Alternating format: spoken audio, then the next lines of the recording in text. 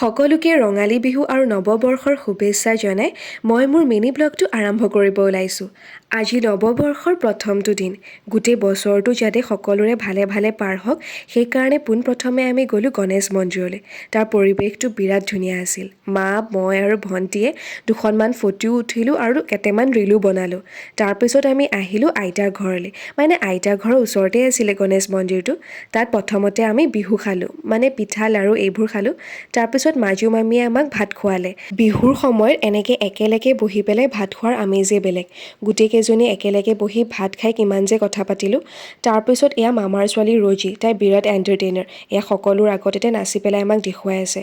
যিহেতু আজি বিহু আৰু আইতাহঁতৰ ঘৰৰ ওচৰতে এখন মুকলি বিহু পাতে, তাত নাচিব আমাৰ মাহীৰ ছোৱালীজনী। আমাক এপাক নাচিও দেখুৱালে তাই। তাৰপিছত আমি গোটেইকেইটা বিহুলৈ ওলালোঁ। বিহুলৈ ওলাইছোঁ যেতিয়া ধুনীয়াকৈ চাদৰ মেখেলা পিন্ধি ৰীল নবনালেনো কেনেকৈ হ'ব। গতিকে আইতাহঁতৰ ওচৰতে এখন পথাৰ আছিলে, তাতে আমি ধুনীয়াকৈ ৰীল বনালোঁ। তাৰপিছত আমি আইতাৰ সেৱা লৈ পেলাই বিহুলৈ ওলালোঁ। আজিলৈ ইমানেই।